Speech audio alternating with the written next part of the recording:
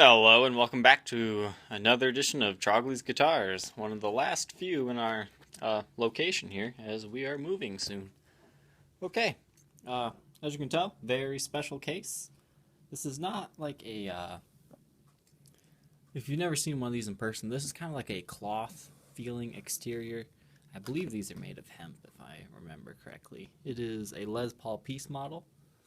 Just this case itself typically goes, upwards of $200, and you'll see why. They're gorgeous cases for a gorgeous Les Paul here.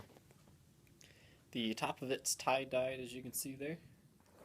Then the rest is just kind of like a standard pink lift-in case.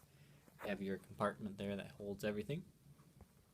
And here we have a Les Paul piece model that has not been stripped of all of its piece hardware, thankfully. However, I did this guitar a favor and I ripped the E-tune out of it. So you have standard Grover tuners on this one, thankfully. We're going to go back to the case here. This one came in on trade. They could not figure out the E-tune system. They thought the one was broken, so they bought another one. And even I couldn't get that one to turn on. I don't know if it's just a battery issue or what's up with those. But you will get 2 sets of E-tunes.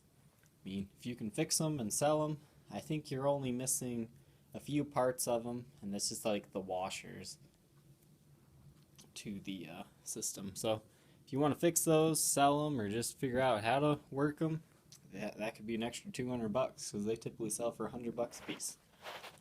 But you're here to look at the guitar, so let's start a look on this one.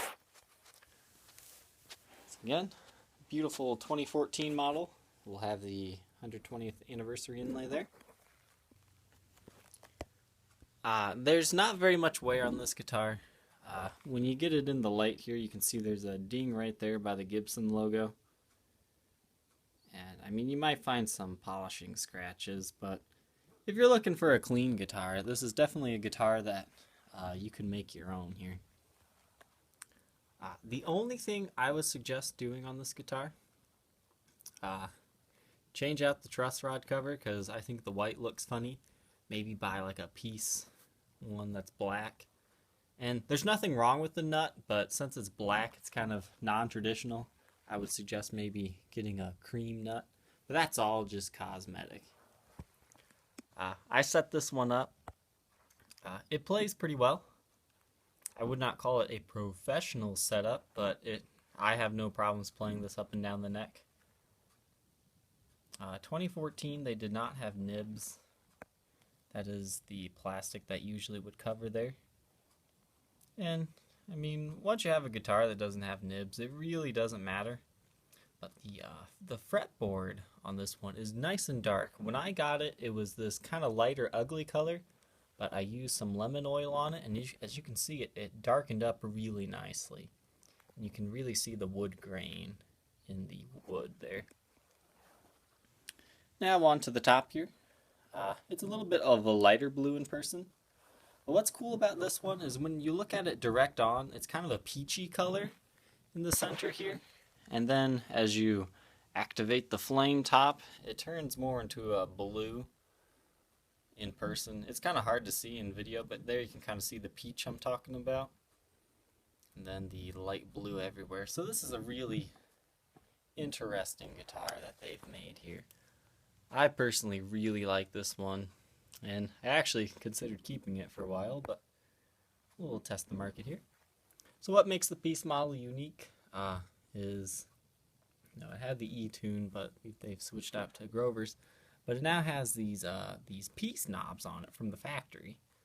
These are kind of like collector's items now. They go for about $50 a set. So if you don't really care about them and want to get the price of the guitar down, you could probably sell those if you didn't want them.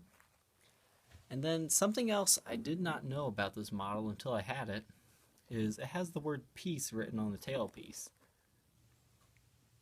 And then on top of that, the screws there into there for the tailpiece, they have the peace symbol on them.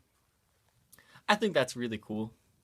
I mean, even if you think this part's a little gimmicky, if you want to get rid of that, once again, I'm sure those sell for about $100 or something. But I would keep the studs. I think those are cool. But I wouldn't change any of that. This one also has the tie-dyed toggle switch here. Now, one thing to note is it is cracked right there from over-tightening, but still functional. Electronics are all original on this one. Overall, it's a fairly clean guitar. I mean, you might find some smudges from normal use. Look at the serial number here. 14001, looks like an 8567, made in USA, 2014. As you can see, taking off the E-tune, it left a few little marks of indentation, but nothing that would, I mean, if you cleaned it up really well, you could probably get rid of it. Now, I don't know what type of tuners you would want on it. I put on a pair of slightly aged Grovers, but I did not drill the holes. I will leave that to you if you want to drill them, or if you'd rather put some Clousons or a Schaller type that might screw into there. That way you don't have a bunch of extra screw holes in the headstock. I left that option to you. If you would like to keep the Grovers, if you just drill some drills in there, you can. But it honestly functions just fine right now. They don't move or anything. They're nice and tight and solid. I've got them on there pretty well. Neck profile on this one, more of a medium feel. I wouldn't necessarily call it super thin, but it's not a fat 50s neck either. And just a few light scratches from play. Same here on the back. You've got some wear, most notably like right here. It's mainly just dust, but let's see if we can get a better view here. Now the back is a dark blue color, not black.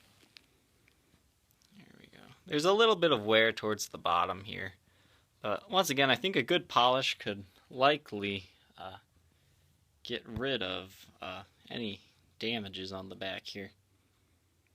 So if you're looking for a nice piece model that has the original case and all the piece stuff, but none of the E-tune business, I mean, you could put the E-tune back on it, but I find it's a pain. Because maybe we're just not doing it right here at Trogly's Guitars, but I could not get those two systems to work properly. Playability, plays fine. There is something that rattles, though. I don't know if you can hear that. I've been unable to find what is rattling. That does not come through a speaker, so it's not something you really have to worry about. But thank you for watching, and as always, you can contact me on my Facebook page, facebook.com/Troglys, where we can discuss the best price available shipped to your door. And as always, thank you for watching, and we'll see you next time.